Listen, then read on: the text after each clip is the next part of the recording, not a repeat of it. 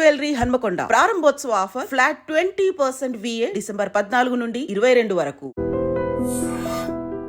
గతంలో గ్రామాలను పరిస్థితి ప్రభావంతోనో లేదా భావజాలం కొంతమంది ఆకర్షితులై చాలామంది యువకులు అడవిబాటు పట్టారు. అందరూ గ్రామాల్లో పరిస్థితి కోసం వెళ్తే ఆవిడ భర్త అడుగుజాల్లో నడిచి అడవికి వెళ్ళారు. దేనికైనా ఎదుర్కొందామని చెప్పి మీరు మీ భర్తకి సహకరించారు. ప్రజాసేవ కోసం పోతుండు కాబట్టి దానికి నేను ఏమాత్రం అడ్డుతాను. ఎప్పుడు తెలిసింది పోలీసులకి? అమ్మా వద్దు లొంగిపోమాను, చిన్న చిన్న పిల్లలు కదా. హోమ్ మినిస్టర్ గారు అత్తగారు ఊర్లో గెస్ట్ హౌస్ తగలబెట్టారు. అవును. ఒకసారి మీ భర్త ఇంటికి వచ్చిన సమయంలో పోలీసులకు అటాక్ చేస్తారు మీ ఇంటి మీదకి. ఏం జరిగిందంటే అనుకోకుండా ఒక రైతు లెక్క వచ్చేసాడు. కానీ బయట ఆయన చేసే కార్యక్రమాలు పేపర్లో చూసినప్పుడు కానీ ఏదైనా ఎన్కౌంటర్ అవుతున్నప్పుడు మీకు భయమే లేదా? నేను దొరకను అనే నమ్మకం ఈయనకుంటే పట్టుకుంటాననే నమ్మకం వాళ్ళకుంది.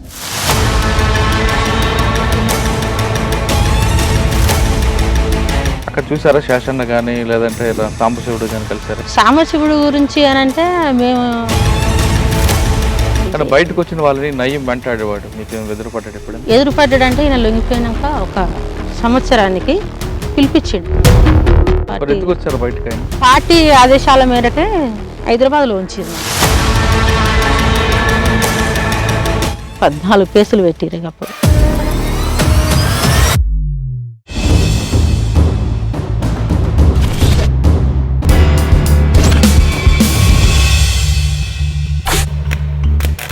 Welcome to crime confessions. గతంలో గ్రామాలను పరిస్థితి ప్రభావంతోనో లేదా భావజాలం కొంతమంది ఆకర్షితులై చాలామంది యువకులు అడవిబాటు పట్టారు. అడవిలోకి వెళ్ళిన తర్వాత పేద ప్రజల అభివృద్ధి కోసం నిరంతరం కృషి చేస్తూ కొంతమంది జనజీవన వచ్చారు. మరి కొంతమంది అడవిలో ఉంటూ అమరులయ్యారు. ఆ విధంగా జనజీవన శ్రవంతులు కలిసిన వారు పరిచయం చేసే కార్యక్రమంలో ఈ వారం మన గెస్ట్ వరికొప్పుల సత్తమ్మ అలియాస్ రజితక్క, జ్యోతక్క. అందరూ గ్రామాల్లో పరిస్థితి కోసం వెళ్తే ఆవిడ భర్త అడుగుజాల్లో నడిచి అడవికి వెళ్ళారు.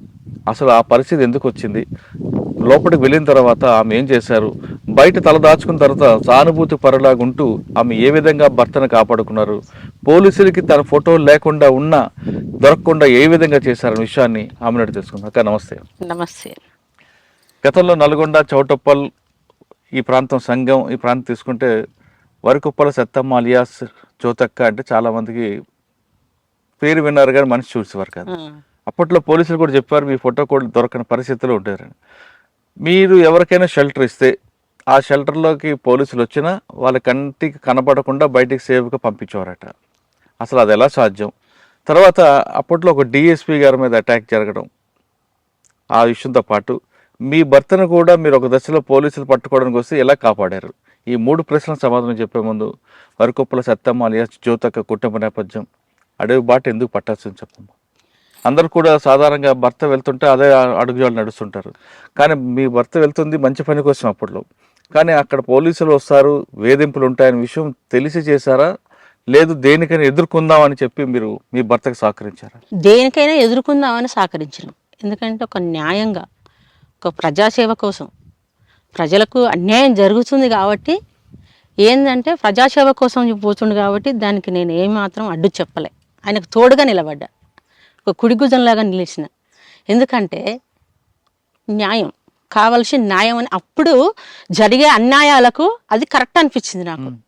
అప్పుడు జరిగే అన్యాయాలకు అంటే అప్పుడు ఒక భూస్వాములది, దొరలది పాలన, దౌర్జన్యాలు ఎన్నో ఉన్నాయి. అప్పుడు లెక్కలు చూసుకుంటే అది రైట్ అనిపించింది, కానీ తోడుగా నిలబడ్డా నేను. సరే, ఒక్కసారి అప్పుడు పరిస్థితి చెప్పండి, మీ కుటుంబ నేపథ్యం, అన్నతో మీకు ఎలా పరిచయం? ఎందుకంటే మీరు దళంలోకి వెళ్ళి కాకుండా ముందే పెళ్లి చేసుకున్న తర్వాత ఆయన అటువైపు వెళ్ళారు. ఆయన ముందు పరిచయాలు ఉన్నాయి, కానీ మీ కుటుంబం పెళ్లి అయినాక పరిచయం అయింది. కాదు, మీ కుటుంబం గురించి చెప్పమ్మా. మా కుటుంబం గురించి అమ్మా నాన్న వాళ్ళు? అమ్మా నాన్న అంటే చాలా అంత ప్రేమగా నన్ను సాదిరు. అమ్మా నాన్న తుమ్మలగూడెం, రావణపేట మండలం అమ్మ వాళ్ళది. నాన్న అమ్మ ఏం చేస్తారు అప్పుడు ఏదో వాళ్ళు వ్యవసాయం పని చేసుకునేది. 2 ముగ్గురు అన్నలు, ఒక అక్క.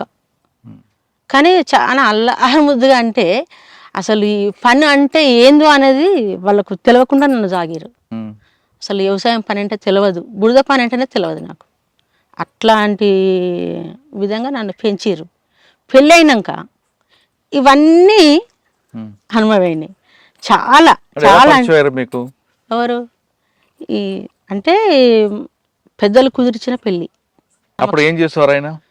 చదువుకుంటుండు, చదువు అయిపోయింది, ఏం లేదు. కానీ ఇక్కడ వీళ్ళతోటి పరిచయాలు ఉన్నాయి. కాదు, మరి ఏమని చెప్పి పెళ్లి చేసుకున్నారు మీరు? ఉద్యోగం చేస్తున్నారనా, ఉద్యోగం చదువుకుంటున్నారా? ఏం చేసుడు ఏం లేదు, చదువుకున్న చదువు అయిపోయింది, వస్తుంది జాబ్ వస్తుందన్న లెక్కల వాళ్ళు పెళ్లి చేసుకోరు. వాళ్ళని అంతే. ఇక సరేలే, వ్యవసాయం కూడా పెళ్లి ఉంది. అయిన తర్వాత కాపురం ఎక్కడ పెట్టారు అప్పుడు? సంఘంలో సంఘంలో ఉన్నాం, అత్తమామ సమక్షంలోనే ఉన్నాం. వాళ్ళ సమక్షంలోనే ఉన్నాం కాబట్టి ఏదున్నా వాళ్ళు చెప్పినట్టుగా వాళ్ళ అడుగుజాడలనే మేము కొద్ది రోజులు నడిచినాం. కానీ ఈ ఆయన కూడా తల్లిదండ్రులకు చిన్ననే, నేను కూడా చిన్ననే. మంచిగా చదివిపిచ్చిర్రు, మంచిగా చేసిర్రు. అందరూ కూడా చాలా ప్రేమగా చూసుకునేది ఆయనని. 8 మంది వాళ్ళు, 3 అన్నదమ్ములు, 5 అక్క చెల్లెళ్ళు. మీరు నలుగురు మీ కుటుంబంలో? మా కుటుంబంలో మేము 5. ఆయన కుటుంబంలో 8 మంది. ఆయన చిన్న కొడుకు, నేను చిన్న బిడ్డని. ఆ క్రమంలో ఏం జరిగింది అని అంటే పెళ్ళి అయిపోయింది, అంత బాగానే ఉన్నాం, వ్యవసాయం చేసుకుంటున్నాం. ఆయన చదువు కూడా అప్పటికి అయిపోయింది కాబట్టి అసలు ఇక్కడ ఏం జరిగింది కూడా తల్లిదండ్రులు కూడా తెలియదు. వాస్తవానికి వాళ్ళతో తిరిగేదైనా ఏదైనా తెలియదు. అలాంటప్పుడు పోతుండేది, వస్తుండేది, ఎప్పుడు పోయేదో ఎప్పుడు వచ్చేదో ఎక్కడ పోయేదో అన్న సంగతి నాకు కూడా విషయం తెలియకపోయేది. ఆ తర్వాత కొద్ది రోజుల తర్వాత ఎక్కడ వెళ్తున్నావు, ఏమవుతుంది, ఎటు పోతున్నావు అన్న ఆలోచనలో దళాన్ని ఇంటికే తీసుకొచ్చేసిండు. మీరు అడిగారు ఎక్కడికి వెళ్తున్నావు అని? ఇంటికి తీసుకొచ్చి వాళ్ళతో పరిచయం చేయించిండు. ఎవరు వచ్చారు మా దళంలో అప్పుడు? అప్పుడు ఎంకన్న, మల్లన్న కమాండర్. అప్పుడు జయక్క అని, లక్ష్మక్క అని, గోపన్న అని వీళ్ళందరూ పార్టీలో ఉండేవాళ్ళు. వాళ్ళు చాలా బాగా మాట్లాడేది, చాలా మంచిగా ఉండేది. వాళ్ళు చెప్పేటి అన్ని న్యాయం అనిపించేది. మొదటిసారి దళం చూడగానే భయం అనిపించలేదు? ఏం లేదు, ఏమనిపించలే. వాళ్ళు మనలాంటి వాళ్ళే కదా, వాళ్ళు మనుషులమే కదా, అంతా ఒక్కటే కదా. వాళ్ళు చేసే పోరాటం కూడా న్యాయం అనిపించింది. ఏం తెలుసుకున్నాము ఆ పోరాటం అంటే? అప్పుడు ఎలా ఉండేది పోరాటము అని అంటే పరిస్థితులు ఏ విధంగా ఉండేవి అప్పుడు? ఏ విధంగా ఉండేది? ఉరకట్న వేధింపులు ఉండేది. ఒకటి ఏంది అని అంటే మన దౌర్జన్యాలు అన్ని రకాలుగా ఉన్న వాళ్ళదే అన్ని తీరులో ఉండేది. ఈ పేదరికాన్ని ఎవరు కూడా లెక్క చేయకపోతే సంఘంలో అంత దౌర్జన్యం ఉండేది. సంఘంలో కూడా దౌర్జన్యాలు ఉండేది, అన్నీ ఉండేది, అన్ని రకాలుగా ఉండేది. అంటే బయటే పక్క ఊర్లో అంటే ఈయన తిరగంగా కూడా ఈయన దళంలో తిరిగినప్పుడు పక్క ఊర్లలో వాళ్ళకి ఏం అన్యాయం జరిగినా కూడా వచ్చి నాకు దొరికి చెప్పేవాళ్ళు.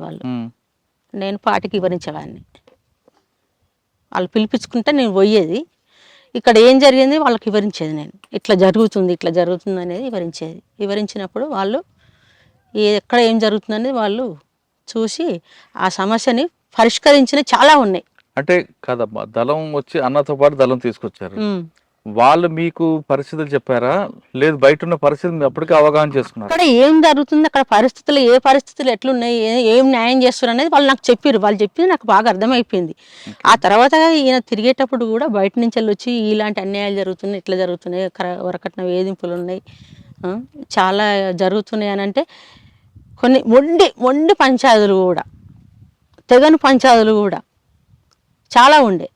అలాంటివి నేను వాళ్ళకి చెప్పేది, వాళ్ళు పరిష్కరించేది. అట్లాంటివి చాలా పరిష్కరించారు. సరే చేసావు, బాగానే ఉందమ్మా. అప్పుడు అత్త మామ అడ్డుకోలేదా? ఏంటి వీళ్ళందరూ పంచాయతీ పెడుతున్నావు, ఇంట్లో తీసుకొచ్చావని? వాళ్ళు కూడా ఏంటంటే వాళ్ళు భయపడేది పోలీసు వాళ్ళంటే. పోలీసు వాళ్ళంటే ఇక రాను ఎట్లయిందంటే యుద్ధమే జరిగినట్టు అయింది. నువ్వు ఏందమ్మా మీ భర్త ఎక్కడ పోతుండు, ఏం చేస్తుంటే నాకు తెలుసు సార్. ఎప్పుడు తెలిసింది పోలీసులకి? వాళ్ళక 96లో తెలిసింది, 92లో తెలిసింది వాళ్ళకి. అంతవరకు దళం వస్తూ పోవడం, ఈయన వెళ్ళడం రావడం అంతే. 92 నుంచి వెళ్ళే పోలీసు వాళ్ళకి తెలిసింది. అంతవరకు వాళ్ళు మీ దగ్గర వచ్చేవారు. తెగని పంచాయతీలో చెప్పి పంచాయతీ సెటిల్ చేశానంటున్నావు కదా ఒకటమ్మా దళంతో. ఒకటి చెప్పు బాగా తెగని పంచాయతీని. తెగని పంచాయతీ అని అంటే ఇక్కడ ఒలిగొండ మండలంలో ఒక రెడ్డి అమ్మాయి ఉండే. వాళ్ళు చాలాసార్లు వచ్చేది. ఆమె నా భర్త నన్ను ఇట్లా ఇబ్బంది పెడుతుండు, ఇట్లా కొడుతుండు, తిడుతుండు, వేధిస్తుండు, చాలా నిర్బంధిస్తున్నారు, అత్తమామ కూడా చాలా బాధలు పెడుతుర్రు అనేది నాకు ఇంటికి వచ్చి నాకు చెప్పుకోనేది ఆమె. అంటే ఇంటికి వచ్చి చెప్పినప్పుడు నేను దళానికి చెప్పేది, పలాని ఊర్లో పలాని కథ అని చెప్పేసి చెప్తే ఆ ఊరికి పోయి వాళ్ళ అత్తమామని వాళ్ళ భర్తని పిలిపించుకొని ఆ సమస్యను పరిష్కరించి ఆమెని పంపించే. ఆమెను చాలా వేధించారు, ఒక 8 సంవత్సరాలు వేధించారు. ఆ తర్వాత వీళ్ళు పోయి చెప్పినాక దాన్ని పరిష్కరించినాక ఇప్పుడు హాయిగా ఉంది ఆమె, పిల్లలు భర్తతోటి హాయిగా ఉంది, మంచిగా ఉంది. అట్లాంటివి చాలా పరిష్కరించారు దళం. అంటే ఏదైనా అన్యాయం జరుగుతుంది కాబట్టి అప్పుడు అన్యాయాలు చాలా ఉన్నాయి, చాలా అంటే చాలా, అట్లాంటివి పరిష్కరించారు వాళ్ళు. సరే, దళం దోప్పుడు. మరి మీరు ఎప్పుడు వెళ్ళారు దళం వైపు? దళం వైపు అంటే వాళ్ళు ఇక్కడ చాడ ముత్తిరెడ్డిగూడెం ఇవన్నీ ఇక్కడ చాడ ముత్తిరెడ్డిగూడెం ఇక్కడ దళం తిరుగుతుంది. నన్ను పిలిపించుకున్నారు అక్కడికి. పిలిపించుకున్నప్పుడు పోయేది 15 రోజులకోసారి, నెలకోసారి అట్లా పోయి దళాన్ని వాళ్ళే పిలిపించుకునేది. నేను పోయేది, వాళ్ళతోటి మాట్లాడేది, చేసేది. అక్కడ సమస్యలు ఎట్లా ఏం కథ అనేది అక్కడ తెలుసుకుని ఇక్కడ అన్నీ అక్కడ చెప్పేసేది. ఎందుకంటే పరిష్కరించేటి మొండి పంచాదులు అవి ఇవి ఉంటే పరిష్కరించేటివే చెప్పేది, వాళ్ళు పరిష్కరించిపోయేది అంతే. ఇట్లా జరుగుతున్నప్పుడు ఈయన వస్తుండేది వస్తుండేది. పోలీసు వాళ్ళు నిర్బంధం ఎక్కువైపోయింది. ఎట్లా అంటే స్టేషనే కాకుండా స్పెషల్గా హోమ్ మినిస్టర్ గారు ఊరు వరకట్పల్లి, అక్కడ స్టేషనే పడ్డది ఈయన పట్టుకోవడానికి. కానీ ఈయన దొరకడు, వాళ్ళు పట్టుకోలేరు. ఇట్లనే చాలా జరిగింది. హోమ్ మినిస్టర్ గారు అత్తగారు ఊర్లో గెస్ట్ హౌస్ తగలబెట్టారు. అవును. అప్పుడు పోలీసులు వచ్చారా మీటికి? రాలే, తెలియదు అప్పుడు, తర్వాత తెలిసింది. అయితే అక్కడ స్టేషన్ పెట్టేసారు. అంటే అక్కడ ఫ్రెషర్లకు వచ్చాక ఫ్రెషర్లంగా పెట్టేసారు.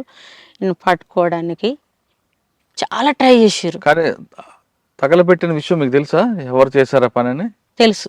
ముందే తెలుసా, తర్వాత తెలుసా? తర్వాత తెలుసు. ముందు అంటే ఏం జరిగింది అనేది తర్వాత తెలుసుకున్నా నేను, నాకు తెలియదు అప్పుడు. చెప్పలేదా తప్పు కదా అని అనలేదా? తప్పు కదా అని అంటే అక్కడ జరిగిన సంఘటనలను బట్టి వాళ్ళకు అది చేయాలనిపించింది, చేసిర్రు అంతే. అది ఎందుకు చేసిర్రు అనేది తర్వాత తెలుసుకున్నాడు నేను అట్లా. అయితే ఇట్లా వస్తుండగా పోతుండగా అసలు జనాలకు ఎట్లుండే అంటే బయటికి వెళ్ళడమే చాలా కష్టం ఉండే.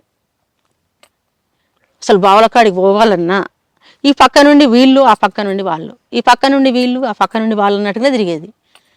చాలా మామూలుగా కాదు. ఒక్కొక్కసారి 500 మంది, 200 మంది, 300 మంది, 100 మంది, 50 మంది, అసలు లెక్కలేదు. అసలు ఊరంటే అసలు మొత్తం ఇట్లా ఉడికిపోయేది, అంత జరిగింది. అయితే ఇక్కడ ఏం జరుగుతుంది అనేది కూడా వీళ్ళకి కూడా ఇన్ఫర్మేషన్ పోతుంది. ఎప్పుడో వస్తుర్రు, నన్ను పిలిపించుకుంటారు, ఏం జరుగుతుందని అడుగుతుర్రు వాళ్ళు. ఇక్కడ పోలీసు వాళ్ళు కూడా వీళ్ళు కూడా ఏమంటారు అంటే అప్పుడు శ్రీనివాస నాయుడు చేసిండు ఎస్ఐగా, మధ్యపాటి శ్రీనివాస నాయుడు, ఆనందరెడ్డి, శ్రీనివాస నాయుడు వీళ్ళంతా ఎస్ఐగా చేసిర్రు. వాళ్ళు కూడా ఏమనేదంటే వచ్చేది ఆనందరెడ్డి అనే ఎస్ఐ ఉండే, వాళ్ళు కూడా ఏమనేదంటే అమ్మ వద్దు లొంగిపోమ్మాను, చిన్న చిన్న పిల్లలు కదా, నువ్వు ఎట్లా దాక్కుంటావు అని వాళ్ళు అనేది. అన్నప్పుడు నేను వాళ్ళకు ఏం సమాధానం చెప్పపోయేది, నాకేం తెలియదు అన్నట్టుగానే నేను ఉండేది. వాళ్ళు నాకు చెప్పంతా చెప్పేసేది, వాళ్ళు వెళ్ళిపోయేది. వాళ్ళు కూడా చాలా టైట్ చేసారు నన్ను, అట్లా ఇట్లా లొంగిపోమాను అది ఇది అని చాలా టైట్ చేసారు. చేసినప్పుడు ఇక నేను ఏం చెప్పలేకపోయేది. కానీ పిల్లల్ని మాత్రం ఉపవాసం ఉండకుండా వాళ్ళని ఎలా సాకారు అప్పుడు మరి? ఎట్లా అంటే నాకు వ్యవసాయం పని కూడా రాదు కానీ నేను పోయేది, ఆ పని నేర్చుకొని, నేను పట్టుదలతోటి నేర్చుకొని పిల్లల్ని పోషించుకోవాలి అన్న ఆలోచనతోటి అన్ని పనులు చేసేది. వ్యవసాయం పని అన్ని పనులకు పోయేది, అన్ని పనులు పోయి వ్యవసాయం పని చేసుకొని ఆ పైసలతోటి నా పిల్లల్ని పోషించుకునేది, ఎలాంటి ఇబ్బంది లేకుండా. బట్టలైనా సరే, అన్నమైన అన్ని రకాలుగా, చదువు కానిచెల్లి అట్లా పోషించుకొని పిల్లలకు కూడా ఏ రోజు కూడా ఇబ్బంది జరగపోయేది. కానీ వాళ్ళు ఎప్పుడు వచ్చేది అనేది అర్థం లేకుండానే ఉండేది. ఎందుకంటే నైటు పొద్దున్న దాకా ఎప్పుడైనా సరే, ఎప్పుడు వచ్చినా సరే నేను సిద్ధంగానే ఉండేది వాళ్ళకి. నేను అసలు ఏం చేయాలనేది పోలీసు నిర్బంధం అంటే ప్రశ్నలతో ఎక్కువ అయిపోయింది నాకు చాలా. అయితే ఒకరోజు ఏం జరిగిందంటే, ఇంట్లో ఫోటోలు ఉన్నాయి, మనిషి తెలియదు. నేను ఈ ఫోటోలు ఎట్లా అని చెప్పేసి ఆ ఫోటోలు ఆయన ఎక్కడెక్కడున్నాయో అన్నీ తీసి ఒక పక్కకు పక్కింట్లో పెట్టేసిన తెల్లారే వచ్చేసారు. వచ్చి డైరెక్ట్ వాళ్ళ ఫోటోలే చూస్తారు. ఎక్కడున్నాయి ఫోటోలు చూస్తే మనిషిని గుర్తుపట్టేస్తాం, ఆ మనిషి ఎట్లుండన్న సంగతి మనకు తెలియాలి కదా అన్న ఆలోచనతోటి వాళ్ళు చూస్తారు. కానీ ఒక్కరోజు ముందే నేను అవి తీసి పక్కకు పెట్టేసిన. వాళ్ళకు ఒక్క ఫోటో కూడా దొరకలేదు. చాలా అంటే 7 గంటలకు వస్తే 10 గంటల దాకా ఉన్నారు. ఎంత వెతికినా దొరకలేదని చెప్పేసి అట్లా ఇట్లా అని చెప్పేసి మాట్లాడి వెళ్ళిపోయారు. నేనేం చేశాను, దొరకలేదని వాళ్ళు వెళ్ళరే తిట్టడం కొట్టడం ఏదో ఒకటి ఏమనలేదు వాళ్ళు, ఏమన్నా కానీ చెప్పేది నిమ్మలంగా, లొంగిపోమానమ్మా అది ఇది అని చెప్పేసేది. అయితే ఇక ఆ తర్వాత తెల్లారి ఫోటోలు దొరకకుండా దాచిపెట్టినాక నేనైతే కూలి పని చేసి పిల్లల్ని పోషించుకోవడం జరిగేది. కాబట్టి ఒక్కొక్క రోజు నేను పొద్దున్న దాకా పోయొచ్చి వంట చేసుకుందామన్న సమయంలో పోలీస్ క్యాంపు దిగేది. చాలా ఇబ్బంది పెట్టేది, ప్రజలలో వచ్చేది. వాళ్ళకి ఏం లేదు ఇక్కడనే కాబట్టి వస్తూనే ఉండేది. వాళ్ళు ఎప్పుడు రావాలనుకున్నప్పుడు అప్పుడు వచ్చేది. మరి పోలీసులు వస్తున్నప్పుడు పిల్లలు భయపడలేదా? పిల్లలు అడగలేదా అమ్మా నానేరని? నానేరని అడిగారు పిల్లలు? వాళ్ళకి తెలుసు, చిన్న పిల్లలే కానీ ఏమన్నా చెప్తే అర్థం చేసుకునేది. మా పెద్దబాబు జర కొంచెం పెద్దగుండు, ఇద్దరు చిన్న పిల్లలు. అయితే అర్థం చేసుకునేది. సరే అమ్మ ఎట్లా చెప్తే అట్లా వినాలన్న ఆలోచనలోనే వాళ్ళు ఉండేది. అయితే ఒకరోజు ఆనందరెడ్డి ఎస్ఐ, మీ నాన్న వస్తుండా, మాకు చెప్పాలి, మీ అమ్మ చెప్తలేదు, నువ్వన్నా చెప్పు, నీకు పైసలు ఇస్తా అని చెప్పేసి మా చిన్నబాబుకి 5 రూపాయలు ఇచ్చిండు. 5 రూపాయలు ఇచ్చినప్పుడు తీసుకుంటూ నా ముఖం చూస్తుండు. సరే చెప్పకుంటమే కానీ మళ్ళీ వచ్చినప్పుడు చెప్పు, నీ 5 రూపాయలు తీసుకున్నావు కదా, మళ్ళీ వచ్చినప్పుడు చెప్పు. వస్తున్నా అంటే వస్తలేడని తలనే ఊపిండి తప్ప సమాధానం చెప్పలే. చెప్పకపోయేసరికి చాలా చెప్పు అడిగిరు, అట్లా ఇట్లా అని వాళ్ళు అడిగిరు, వెళ్ళిపోయారు. నేను తర్వాత మరి 5 రూపాయలు తీసుకున్నావు కదా నాన్న, చెప్తావా వచ్చిండు అన్నట్టుగా అంటే, నేను చెప్పాను అని 5 రూపాయలు చింపేసిండు. నేను చెప్పాను, నాకేం తెలియదు అన్నట్టుగా చింపేసిండు. అంటే చిన్న బాబు, ఏం అర్థం కూడా తెలియదు. అంటే 1 రూపాయి కోసం నన్ను ఏడ్పించేది, కానీ 5 రూపాయల లోటు అయినా సరే చింపేసేసిండు. అంటే మా నాన్న గురించి చెప్పొద్దు అనే ఆలోచన ఆ చిన్న బాబు కూడా తెలుసు. అయితే అదే విధంగా కొద్ది రోజులకు ఈయన ఏం చేసిండంటే చూద్దామని వచ్చేసిండు. నన్ను 15 రోజులకోసారి, 20 రోజులకోసారి, నెలకోసారి దళాలు పిలిపించుకునేది. ఏం జరుగుతుంది, ఎట్లున్నావు, ఏం కథ అనేది వాళ్ళు పిలిపించుకొని మాట్లాడేది, ఇక్కడున్న సమాచారం తీసుకునేది. అంటే ఇట్లాంటి ఇబ్బందులు ఏమవుతున్నాయి అనేది కూడా వాళ్ళు తెలుసుకునేది. నేను చూస్తాను పోయేది. అట్లా నేను ఒక రోజు అందులోకి పోయినప్పుడు, నేను ఈ డ్రెస్ మీద ఉంటే తిరగరాదు కాబట్టి ధర్మన్న షూ వచ్చేది నాకు, కిరణన్న డ్రెస్ వచ్చేది. ఆ డ్రెస్ వేసుకొని వాళ్ళతో పాటు తిరిగేది. నేను తిరిగి వాళ్ళతో పాటు 10 రోజులు, వారం రోజులు ఉండి వచ్చేసేది. ఇక్కడ మళ్ళా ఈ పిల్లలు ఇక్కడ అత్త మామ లేడు, మా అత్తయ్య ఉండే, మా ఆడపడుచుండే, వాళ్ళు చూసుకునేది. చిన్నగా అనుమానం వచ్చేసింది ఈ పోలీసు వాళ్ళకు, ఈ ఇంటి దగ్గర ఉంటలేదని ఎవరో ఇన్ఫర్మేషన్ ఇచ్చారు ఊర్లోకి వెళ్ళి, నువ్వు కూడా పోతున్నావంట, అసలు ఏంది నువ్వు ఎట్లా పోతున్నావు, అదేంది ఇదేంది అని వాళ్ళు నన్ను వేధించుడు పెట్టారు. నేనేం పోతలేను, నా పిల్లల్ని చూసుకోవడమే సరిపోతుంది. అంటే ఇక్కడ పిల్లల్ని కూడా చూసుకునేది, అక్కడ భర్తను కూడా కాపాడుకునేది. ఎట్లా కాపాడుకునేది అంటే పిల్లల కోసం వచ్చేది అప్పుడప్పుడు, అంటే 2 నెలలకు ఒకసారి, 3 నెలలకు ఒకసారి వచ్చి చూడడానికి వచ్చేది. అంటే అమ్మ వాళ్ళు కూడా ఏమన్నారు అంటే, పిల్లల్ని మేము చూసుకుంటాం, నిన్ను మేము చదువుకుంటాం, నువ్వు మా ఇంటికి వచ్చేసి అని చెప్పేసారు. నేను రాను, కష్టమైనా బాధ అయినా నేను ఇక్కడే ఉండాలి, నేను ఇక్కడే ఉంటాను. పని కూలి చేసుకొని నేను పిల్లల్ని చదువుతా, అంతేగాని నేను మీ దగ్గరికి రానని చెప్పేసి నేను పోలే. నువ్వు ధర్మాన బూట్లు తర్వాత గోపన్న బట్టలు వేసుకుని లోపలికి వెళ్ళావు కదా. గోపన్న కాదు, కిరణ్ అన్న. ఆ? కిరణ్. కిరణ్ అన్న ఆ. వేసుకుని ఏం చేసావు అక్కడ? ఏం చేసేది యాక్షన్ వాళ్ళతో చేసావా పాటు, లేదా వాళ్ళతో పాటు ఉన్నావా? వాళ్ళతో పాటు ఉన్నా. ఆ. ఏం చేసేదాన్ని పొద్దున్న నుంచి సాయంత్రం వరకు, రాత్రి వరకు? ఏం లేదు, ఒక దగ్గర కూర్చొని అన్ని అక్కడ ఉన్న సమస్యలు తెలుసుకోవడమే కానీ, ఇక్కడ ఉన్న సమస్యలు చెప్పడమే కానీ, అట్లా అప్పుడప్పుడు అట్లా వచ్చేది. అంటే యాక్షన్లో లేరు అక్కడ? ఈ యాక్షన్లు అంటే ఏం లేను, కానీ పోయి వచ్చేసేది ఉండేది. ఇక వాళ్ళు కూడా అప్పుడప్పుడు ఇట్లా ఫైరింగ్ చేయాలి అట్లా ఫైరింగ్ చేయాలన్నట్టుగా వాళ్ళు చూపించేది, చూసేది, నేర్చుకుంటా ట్రై చేసేది. కిరణ్ అన్న వీళ్ళందరూ గోపన్న టైంలో, మీరున్న సమయంలో ఒక డిఎస్పీ మీద అటాక్ చేశారు జనగాం దగ్గర. అంటే అది తెలియదు నాకు. అందులో మీరు కూడా ఉన్నారు అక్కడ? లేదు, లేము. ఆ డిఎస్పీ ఇప్పుడు ఒక కమిషనర్ కూడా అయ్యారు. తెలియదు నాకు అది, అసలు మేము లేము కూడా అక్కడ. ఎందుకంటే నేను పోయి కలిసి వచ్చి మాట్లాడడం వరకే. నా పార్టీలో తిరుగుతున్నాడు కాబట్టి, అక్కడనే ఉంటుండు కాబట్టి పోయేది వచ్చేది. అయితే ఒకసారి డిఎస్పీ గారి కాల్పులకి మీకు సంబంధం లేదు? లేదు. సరే, మీరు చెప్తున్న ఆనందరెడ్డి గారిని దాడి చేసింది ఎవరు? ఆనందరెడ్డి మీద దాడి చేసింది కూడా అది కూడా నాకు ఏం తెలియదు, ఏం తెలియదు నాకు. ఇన్ఫార్మల్ పేరు మీద కొంతమంది కొట్టి చంపడం అది కూడా నాకేం తెలియదు, వాళ్ళు దళాలు చేసేది అంతేగాని నాకు అవన్నీ ఏం తెలియదు. అంటే కొన్ని ఈ చిన్న చిన్న సమస్యలు దాని మీద కొంచెం నాకు ఊర్లో నుంచి వాళ్ళు వీళ్ళు వచ్చి మాకు ఇలాంటి సమస్య ఉంది, ఈ భూముల సమస్య ఉంది, ఆ సమస్య ఈ సమస్య అంటే అది వాళ్ళకి నేను వివరించేది. వాళ్ళు నన్ను కొట్టేవారట కదా? నేనేం కొట్టపోయేది వారిని, ఏం కొట్టపోయేది, ఎవరినే కొట్టపోయేది. ఇన్ఫార్మల్ పేరు మీద వాళ్ళని కొట్టడం తర్వాత చంపడం అందరూ కూడా ఉన్నారని మీ పేరు? లేదు, నాకు అవన్నీ ఏం తెలియదు, ఏం లేదు. పిల్లల్ని చూసుకోవడం, ఇంటి దగ్గర ఉండడం, భర్త వచ్చినప్పుడు తను వచ్చినప్పుడు నేను ఎట్లా మళ్ళీ పంపించేయాలి అనే ఆలోచనతోటి ఆయన కాపాడుకోవడమే జరిగింది. ఒకసారి మీ భర్త ఇంటికి వచ్చిన సమయంలో పోలీసులకు అటాక్ చేస్తారు మీ ఇంటి మీదకి, ఎలా కాపాడారు? ఎలా కాపాడినా అంటే మాకు అసలు ఆ రోజు ఏం జరిగింది చెప్పండి. ఏం జరిగింది అని అంటే భూమిలో తాళ్ళు ఉన్నాయి, తాటి చెట్లు ఉన్నాయి. బిల్లింగంపల్లి కంపెనీకి కళ్ళు పోసేది, లారొచ్చి పోసుకుపోయేది రోజు.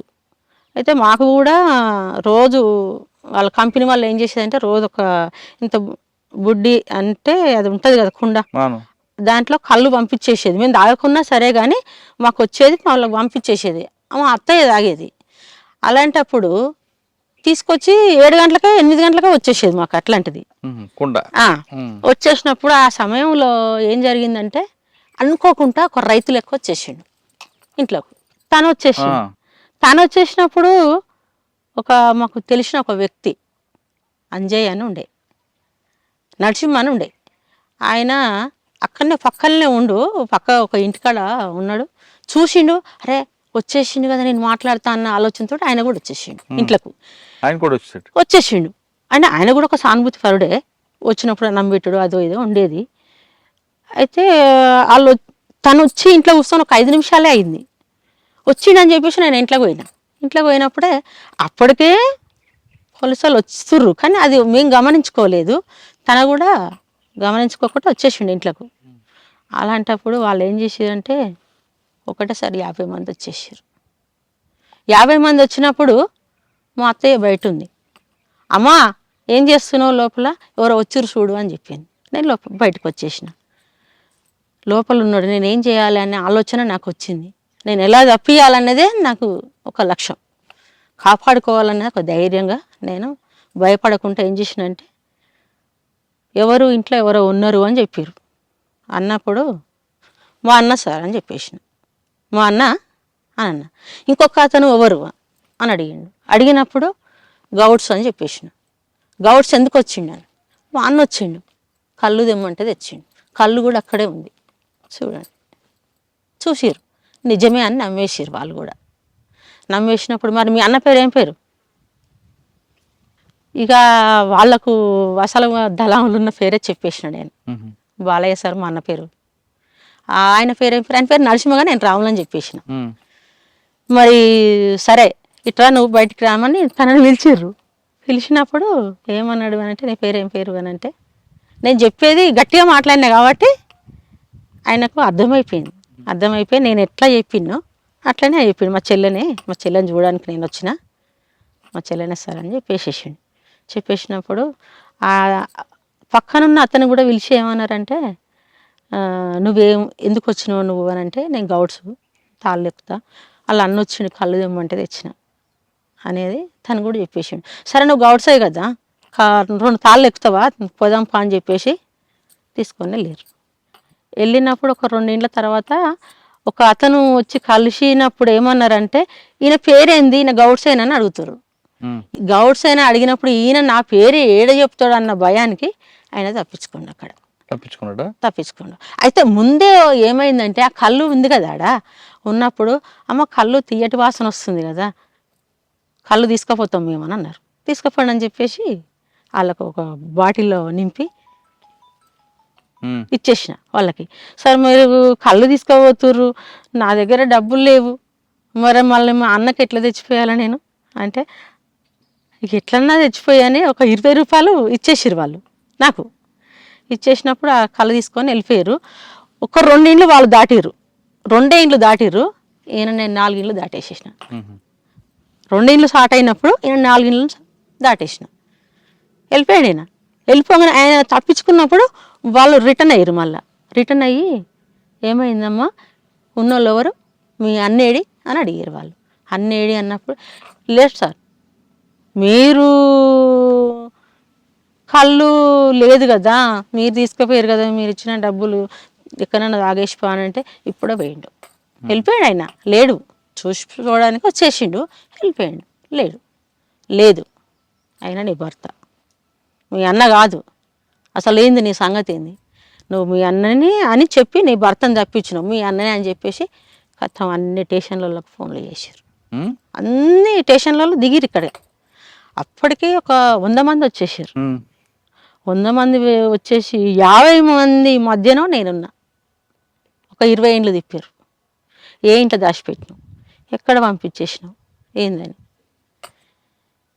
అప్పుడు నేనేం భయపడతలేను, నాకు తెలియదు ఆయన మా అన్ననే, నా భర్త కాదు, మా అన్ననే అని నేను. లేదు నీ భర్తనే, నువ్వు తప్పించి, మీ అన్న అయితే ఇక్కడే ఉంటాడు కదా, 2 నిమిషాలు కూడా కాలేదు, 2 నిమిషాలల్లా ఎట్లా వెళ్ళిపోతాడు మీ అన్న అనేది వాళ్ళు. ఇక వాళ్ళకు నాకు వాదన మస్తు జరిగింది. జరిగినప్పుడు అంటే 4 స్టేషన్లలో వచ్చారు, పోచంపల్లి, చౌటుపల్లి, ఒలిగొండ, భువనగిరి అన్ని స్టేషన్లలో వచ్చేసారు. మాట్లాడారు వాళ్ళు. లేదు అని నేను, వాళ్ళు వాదించుకోండి, అట్లనే నన్ను చాలా అడిగిర్రు, చాలా టైట్ చేసిర్రు. ఏంటంటే చెప్పు, పట్టుకుంటాం, ఇప్పుడు నీ భర్తని పట్టుకొని చంపేస్తాం, నువ్వు చెప్తూనే చెప్పు అని అంటే, ఏమన్నా వేసుకోరు, దొరికితే పట్టుకోండి, నాకు సంబంధం లేదు, మా అన్నది ఆయన అని నేను. కొట్టారు మిమ్మల్ని? నన్ను ఏమనలే, కానీ అన్ని తుపాకులు అన్నీ ఇట్లా సైడ్కి పెట్టి అన్నింటిలో తిప్పుకొచ్చిర్రు నన్ను, కానీ ఏమాత్రం నేను భయపడలేదు. పొద్దున 9 గంటల నుంచి వెళ్ళి జరిగితే 3 అయిపోయింది. 3 గంటల దాకా తిప్పడం, మాట్లాడడం, అడగడం చాలా జరిగినాయి. 3 గంటల తర్వాత వదిలిపెట్టి వెళ్ళిపోయారు. కానీ జనాలు ఏం చేస్తారు అంటే, ఇండ్లల్లుండి బయటకు వెళ్తలేరు.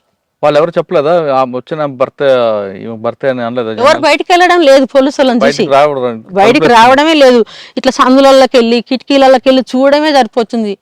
అయినా అప్పుడు ఎట్లుండంటే, అసలు ఎవరన్నా బయటికి వెళ్ళి ఒంటరికి పోవాలన్నా కూడా భయపడేది. ఇక్కడ పోలీసు వాళ్ళు ఎదురవుతారా, అక్కడ అన్నలు ఎదురవుతారా అన్న ఆలోచనలోనే ఉండేది వాళ్ళు.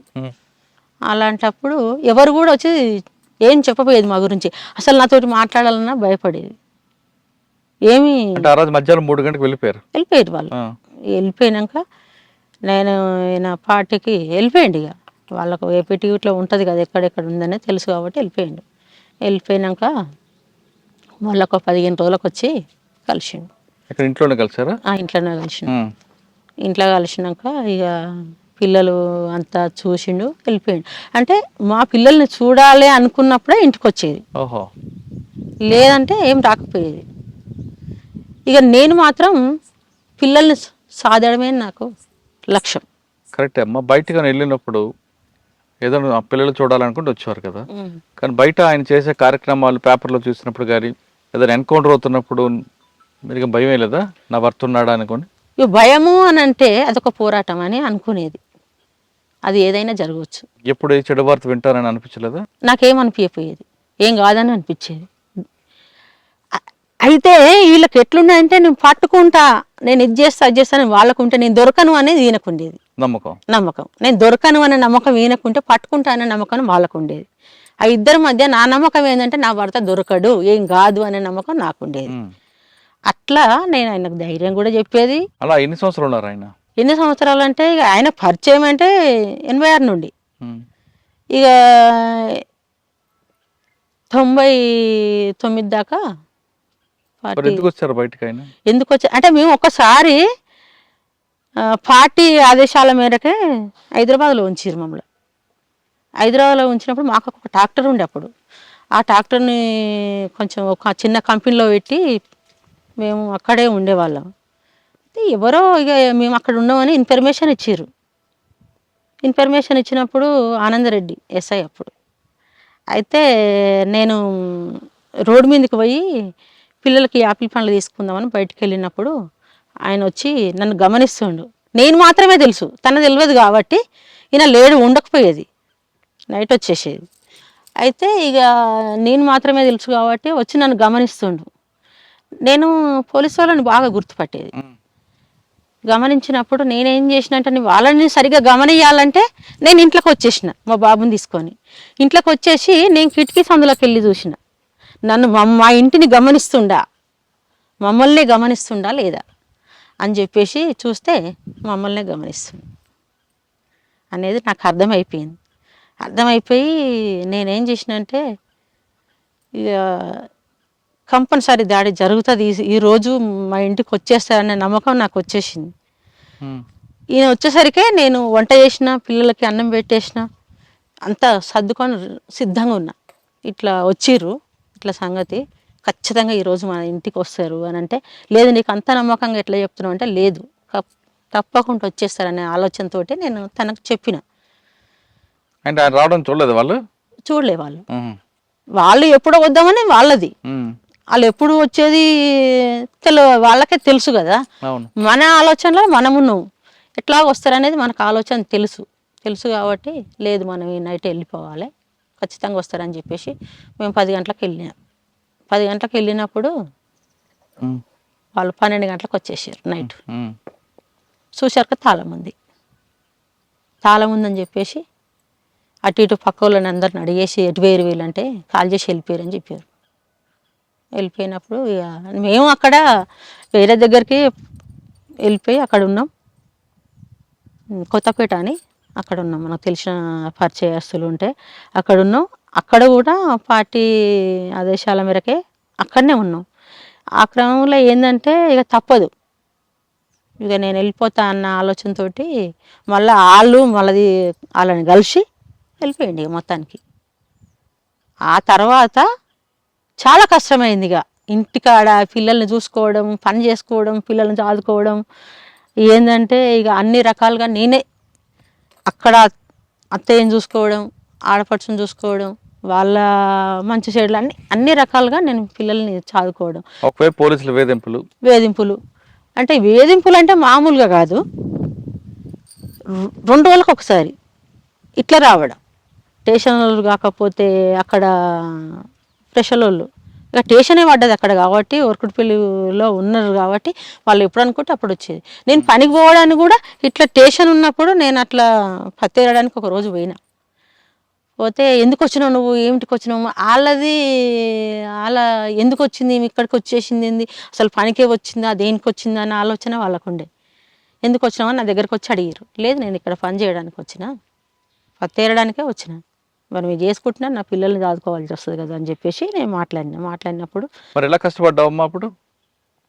ఇదే పని, ఏ పని, కలుపు పని, వ్యవసాయం పని. ఆ వ్యవసాయం పనుల మీదనే పిల్లల్ని పోషించుకోవడం జరిగింది. మరి ఎందుకు వచ్చారు బయటకు ఆయన? ఎందుకు వచ్చారు అంటే పిల్లలదే అనారోగ్యం. అనారోగ్యం వల్లనే. ఎవరు ఆయనకా? లేదు, పిల్లలకి. ఏమైంది పిల్లలకి? చిన్న బాబుకు కుక్క కడిచింది, పిచ్చి కుక్క కడిచింది. కడిచినప్పుడు ఏమైందంటే మా ఇంటి పక్కలనే ఒక అతనుకు ఒకప్పుడు ఒక 10 ఏళ్ల క్రితం కుక్క కడిచి చనిపోయింది ఆయన. ఈ కుక్క కడిచిన కుక్క కూడా చనిపోయింది. దానివల్ల నాకు చాలా భయం వేసింది. ఇక్కడ మోత్కూరు దగ్గర ఒక మురిపిరాలు అని ఉంటుంది. అక్కడికి పోతే ఏదో చెట్టు ఇస్తారు అది ఇది అని చెప్పేసారు. అక్కడికి పోవాలంటే అక్కడ దాకా బస్సు ఉంది, అక్కడి నుంచి అక్కడ లోపలికి 5 కిలోమీటర్లు ఏం లేదు. అలాంటప్పుడు అది పొద్దుగాలనే 7 గంటల నుంచి వెళ్ళి సాయంత్రం అంతే ఉదయం 10 గంటల వరకే అక్కడ చెట్టు ఇస్తారట. ఆ టైంకి నేను పోవాలంటే ఏం చేయాలి? 5 కిలోమీటర్లు, చిన్న బాబు 2 సంవత్సరాలు ఉండు, 4 సంవత్సరాలు ఉండు. అయితే నడుస్తలేడు ఇక, వెనక కట్టుకొని 5 సంవత్సరాలు 5 కిలోమీటర్లు నడుచుకుంటూ పోయినాక అక్కడికి పోయినాక వాళ్ళు ఏమన్నారంటే 3 రోజులు ఇక్కడే ఉండాలని చెప్పేసారు. మరి ఎక్కడ తినాలి, ఎక్కడ ఉండాలి? అప్పుడు పరిస్థితి ఏంది? బాబుకి ఎట్లా అన్నం పెట్టాలని చెప్పేసి మనకు తెలిసిన తల్లు ఉంటే అక్కడికి పోయి 2 గిన్నెలు తీసుకొచ్చుకొని కొన్ని బియ్యం తెచ్చి ఆ 3 రోజులు అక్కడే ఉండి ఆ మందేందో అబ్బాయికి ఇప్పించుకొని, ఎందుకంటే మరి ఏం జరుగుతుందో తెలియదు, పిచ్చుకుక్కనే అన్న ఆలోచనతోటి ఇబ్బందులలోనే మళ్ళీ వచ్చేటప్పుడు కూడా మళ్ళీ 5 కిలోమీటర్లు మళ్ళీ వెనక కట్టుకొని నడుచుకుంటూ వచ్చిన. ఇట్లా సంకలు ఎత్తుకుంటే ఆగపోలేడు కదా, చిన్న బాబు కదా అని చెప్పేసి అట్లా చాలా కష్టపడ్డా పిల్లలకి. మీ భర్త అడవిలో ఉన్నప్పుడు శేషన్న వాళ్ళందరితో కలిసి పనిచేశారు, పెద్ద పెద్ద లీడర్లతో. అవును. వాళ్ళు ఎవరైనా ఇప్పుడు చూసారు మీకు? చూసారు. ఎక్కడ అంటే నేను అసలు ఫస్ట్ కిరణ్ నేను కలవడం లోయపల్లిలో అన్న పిలిపించుకున్నాను నన్ను. అక్కడ మన బూడిద అనురాధ కలిసింది? లేదు, అనురాధక్క రాధక్క కలవలే. అయితే అన్న అక్కడికి పిలిపించుకున్నాను. అక్కడ చూసారా శేషన్న కానీ లేదంటే సాంబశివుడు కానీ కలిసారా? అందరు తెలుసు, వాళ్ళు తెలుసు. అన్న సాంబశివుడు అని అంటే సాంబశివుడు కూడా చాలా మంచి వ్యక్తిగా అన్న కలిసి మంచిగా ఉండేది. మేము సాంబశివుడు గురించి అని అంటే మేము బయటకు వచ్చేసినాక అన్న అక్కడే ఉన్నాక, అన్న లొంగిపోయినాక తెలంగాణ పార్టీలోకి వచ్చేసిండు. మేము కూడా తెలంగాణ పార్టీలోకి వచ్చేసినాం. అది మేము తెలంగాణ పార్టీలోకి రావడానికి కారణం కూడా ఏంది అని అంటే ఒక 60 ఏళ్ళ పోరాటం ఇది. తెలంగాణ పార్టీ అనే ఆలోచనతోటి మనకు మండల నాయకులే కానీ జిల్లా నాయకులే కానీ వచ్చి మీరు రావాలి, ఈ పార్టీలోకి రావాలి అన్న ఆలోచనతోటి వాళ్ళు అన్నప్పుడు ఇది కూడా ఒక న్యాయమైన పోరాటమే. 60 ఏళ్ళ నుంచి వెళ్ళి తెలంగాణ ఉద్యమాలు జరుగుతున్నాయి, ఎంతోమంది అమరులయ్యారు కదా, ఇలాంటి దానికి మనం పోరాటం చేయాలన్న ఆలోచనతో నేను ఆ పార్టీలోకి వెళ్ళిపోయినా. మేము కూడా వెళ్ళిపోయి ఎంపీటీసీగా పోటీ చేసిన. ఎంపీటీసీగా పోటీ చేయాలంటే దానికి కారణం ఏంటంటే ఇక ఇదొక పార్టీ అన్నది అయిపోయింది అన్నట్టు. దాంట్లో ఎంపీటీసీగా పోటీ చేసిన. నేను గెలిచారా? లేదు, 50 ఓట్లతోటి పోయినా. అంటే సానుభూతితోటే, నా దగ్గర పైసలు లేవు కదా, ఈయన అప్పటికే లొంగిపోయిన. అప్పుడే 2001లో ఎలక్షన్ జరిగింది, నాకు డబ్బులు లేవు కాబట్టి పెట్టంతా పెట్టినాము. సానుభూతితోటే ఒడ్లు మన ఓట్లు ఎట్లా అంటే 2nd స్థానంలో వచ్చేసిన నేను. అంటే ఆ 2nd స్థానంలో ఎట్లా వచ్చిన అంటే హోమ్ మినిస్టర్ గారు ఊరు కదా, టీడీపీ వ్యక్తి గెలిచిండు. ఇక్కడ జర బలంగా ఉంటుంది కాబట్టి గెలిచింది. అంటే 2 ఊర్లకు కలిసి ఎలక్షన్. కాదు, మీరు బయటకు వచ్చేదాక పార్టీ ఇప్పుడు మనకు మీకు రమ్మని పిలవలేదా అన్నకు కానీ మీకు కానీ? బయటకు వచ్చేసినాక ఏం విలువలే కానీ ఏం జరుగుతుంది అనేది వాళ్ళు గమనించేది. ఏమన్నా వాళ్ళు ఇబ్బంది పెడుతున్నారు అనేది, అంటే వాళ్ళ ఆదేశాల మేరకే మేము బయటకు వచ్చేసిండు. ఎందుకంటే పిల్లలకు అనారోగ్యం కారణం ఇంట్లో ఇబ్బందులు జరుగుతున్నాయి. పార్టీ డబ్బులు ఎందుకు ఇస్తుంది? హాస్పిటల్ ఖర్చులు లేదు, ఎవరేమి ఇవ్వలేదు. మేమంతా గవర్నమెంట్ ఇచ్చిందా లొంగిపోయినప్పుడు? గవర్నమెంట్ ఇచ్చిందంటే రివార్డు ఏమి ఇవ్వలేదు మాకు. భూమి కూడా ఏమి ఇవ్వలేదు. అంటే ఒక టెంట్ హౌస్ అనేది ఇచ్చిర్రు, ఇస్తే అది కొద్ది రోజులు నడిపించినాం. ఇక నడవలేదు ఊర్లో కదా, ఇక తీసేసేసిన. బయటకు వచ్చిన తర్వాత ప్రజలందరూ ఏమన్నారు? ప్రజలు అంటే ప్రజలకు ఈయనకు అసలు చాలా మంచి సంబంధాలు. ఎందుకంటే అన్నం పెట్టుకొని సాదుకున్న వ్యక్తులు వాళ్ళు. ప్రజలు చాలా ప్రేమగా ఇప్పటికి కూడా అన్నని చాలా ప్రేమగా చూస్తారు, ప్రేమగా మాట్లాడతారు, వచ్చి కలుస్తారు. ఈయన లొంగిపోయినాక ఒక 2 నెలలు 3 నెలలు వాళ్ళు చూసి పోవడానికే సరిపోయింది. ఎట్లుంటాడు ఏం కథ అని తెలియని వాళ్ళు, తెలిసిన వాళ్ళు అన్నను కలిసి వద్దామని కొంతమంది అట్లా ఒక 2-3 నెలలు వచ్చిపోయారు. బయటకు వచ్చిన తర్వాత మరి మీ కుటుంబ ఆర్థిక పరిస్థితి ఎలా ఉందాం?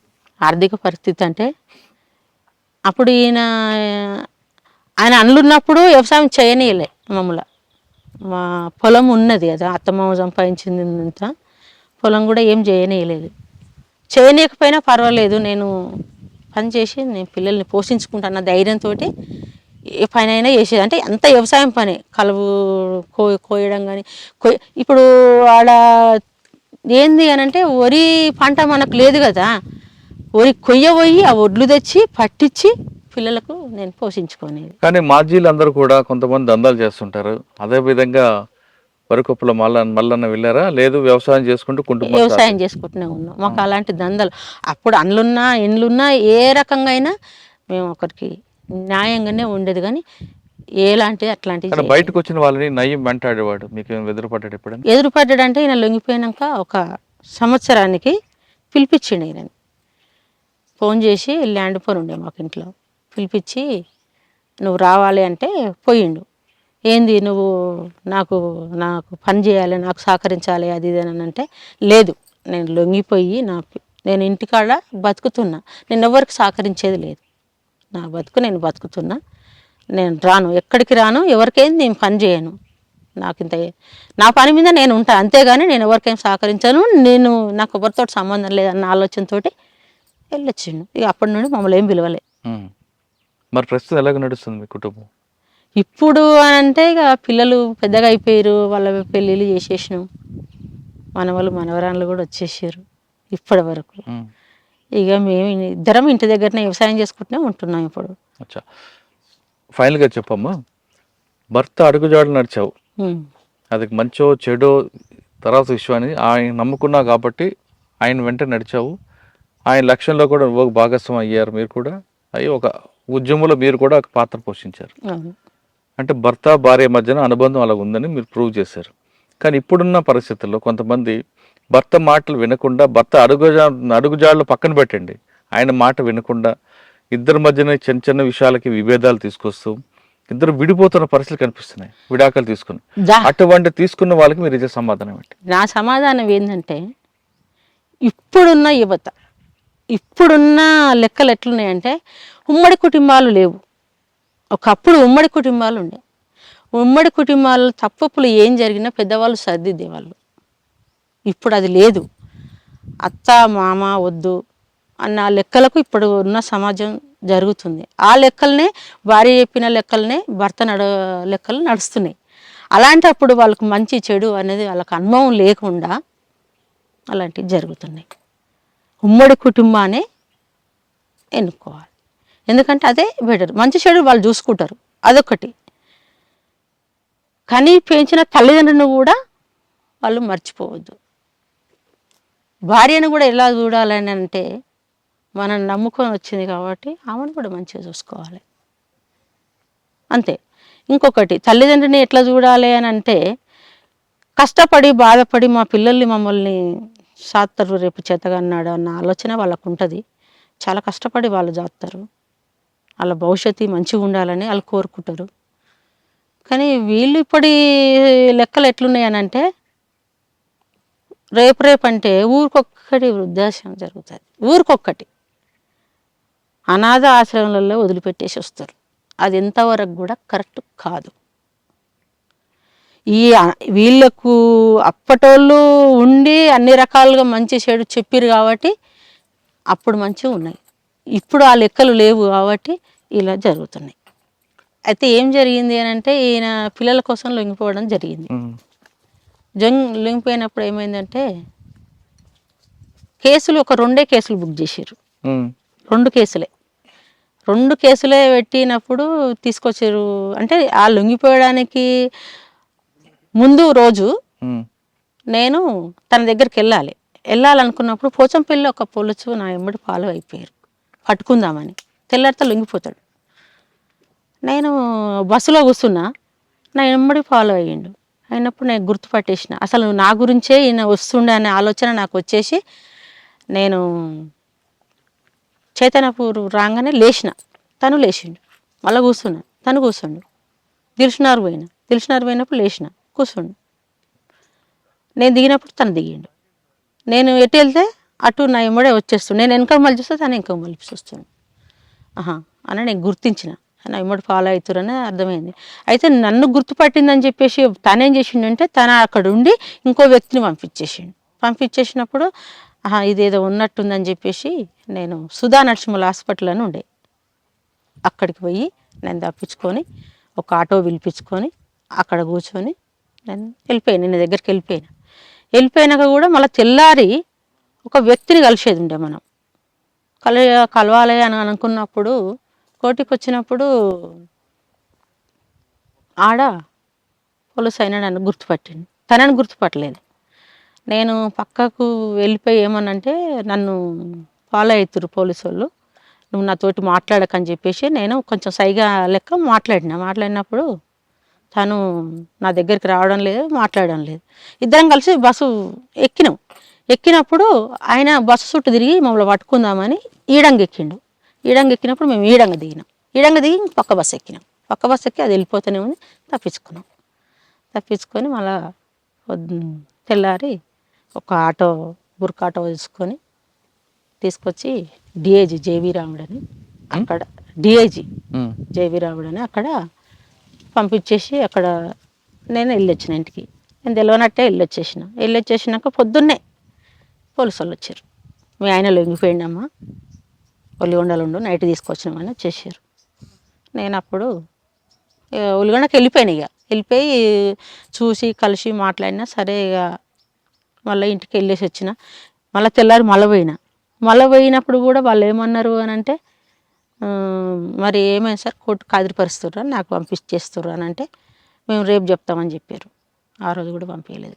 మళ్ళీ తెల్లారి కూడా మళ్ళీ పోతే ఏమైంది సార్, ఇంటికి పంపిస్తుర్రా లేకపోతే కోర్టుకు హాజరుపరుస్తుర్రా అని అంటే ఏం సమాధానం లేదు. నేను విలేకరుల దగ్గరికి పోయి విలేకరులను తీసుకొని అక్కడికి పోయినప్పుడు ఏందమ్మా నువ్వు విలేకరులను తీసుకొని ఇక్కడికి వచ్చినవి ఏంది అని అంటే, లేదు మా భర్త లొంగిపోయింది కదా, నాకు పంపిస్తలేరు, కోర్టుకు హాజరుపరుస్తలేరు ఏందనే ఆలోచనతోటి నేను తీసుకొచ్చినాను అన్నప్పుడు అప్పుడు డిఎస్పీ గారు రవీందర్ రెడ్డి సరెండర్ చేశారు. రవీందర్ రెడ్డి, ఈ శ్రీనివాసు నాయుడు, రావణపేట సిఐ వీళ్ళందరూ వచ్చేసి ఏందమ్మా ఇట్లా అట్లా అంటే, ఇప్పటికన్నా మంచిగా ఉండు అది ఇది అని చెప్పేసి వాళ్ళు మాట్లాడినప్పుడు ఇక నేను ఇంటికి తీసుకొని వచ్చినప్పుడు జనాలకు ఎట్లుందంటే, అందులో మనిషి డైరెక్ట్ నడుచుకుంటూ వస్తుండే, అసలు ఏంది అనేది జనాలంతా ఇట్లా చూడడం అనుకోకుండా వచ్చేస్తుండు. కాబట్టి అట్లా ఒక 2 నెలల తర్వాత మళ్ళా కోర్టుకు రిమాండ్ పంపించేసారు. 14 కేసులు పెట్టిరు. అప్పుడు 14 కేసులు పెట్టినప్పుడు ఏం చేయాలి, ఎవరు లేరు నాకు తోడు, నేనే ఆ 14 కేసులకు 3 లాయర్లను పెట్టిన. 3 లాయర్లను పెట్టి బెయిల్ తీసుకొచ్చిన. 3 లాయర్లను పెట్టి ఇక్కడ పిల్లల్ని చూసుకోవాలి, అక్కడ తనని చూసుకోవాలి, అక్కడ ఒక ట్రాక్టర్ ఉంటే ట్రాక్టర్ కూడా సీల్ చేసేసారు. ట్రాక్టర్ కూడా సీల్ చేసినప్పుడు దానికి కూడా అప్పీలు పెట్టుకొని ట్రాక్టర్ కూడా బయటకు తీసుకొచ్చిన. ఎన్నో సీల్ అయినాయి కానీ బయటికి రాలే, నేను తీసుకొచ్చేసిన. అది ఎందుకంటే ఇక నేను చాలా కష్టపడ్డా, అదే మాకు ఆధారం అని. అంటే అట్లాంటి చాలా జరిగినాయి, చాలా ఉన్నాయి. అది చిన్న చిన్న విషయాలకే విడాకుల వరకు రావడానికి ప్రధాన కారణం ఉమ్మడి కుటుంబ వ్యవస్థ పూర్తిగా చిన్నాభిన్నం అవడం అంటున్నారు సత్తమ్మ. ఆమె చెప్తున్నట్లుగా గతంలో ఉమ్మడి కుటుంబం ఉంటే అత్త, మామ, ఆడబడుచు, పిన్ని, చిన్నాన్న వీళ్ళందరూ ఉండేవారు. ఎవరైనా భార్యాభర్తల మధ్య చిన్న చిన్న విభేదాలు వస్తే వాళ్ళందరూ కూర్చొని ఆ సమస్య పరిష్కరించేవారు. కాబట్టి ఎలాంటి ఇబ్బంది లేకుండా ఆ కుటుంబం సజావుగా సాగేది. కానీ ఆ కుటుంబం ఉమ్మడి కుటుంబం ఇప్పుడు చిన్నాభిన్నం అవడంతో ఇటువంటి సమస్యలు భూతుద్దాలను చూసుకొని భార్యాభర్తల మధ్యన దూరం పెరిగి విడాకుల వరకు వస్తుంది అంటున్నారు సత్తమ్మ అలియాస్ జ్యోతక్క. ఆమె చెప్తున్నట్లుగా ఇప్పటికైనా కుటుంబం పెంచండి, ఉమ్మడి కుటుంబంతో ఉండండి, అమ్మ నాన్న అందరితో కలిసి ఉండండి. మీ కష్టాలని వాళ్ళు షేర్ చేస్తుంటే వాళ్ళతో పంచుకుంటే ఖచ్చితంగా దాని సమస్యకు పరిష్కారం దొరుకుతుంది. కానీ పంచకుండా మీలో మీరే మదన పడితే ఖచ్చితంగా విడాకుల వరకు వస్తుంది. తర్వాత కొంతమంది ఆత్మహత్య వరకు వెళ్తున్నారు. ఆత్మహత్య చేసుకోవడం పెరుగుతాను అంటూ జ్యోతక్క చెప్తున్నారు. ఇది జ్యోతక్కతో ఎక్సలెంట్ ఇంటర్వ్యూ. వచ్చే వారం మరొక ఇష్టం మళ్ళీ కలుద్దాం. అందరికి నమస్తే. థ్యాంక్ యూ అక్క.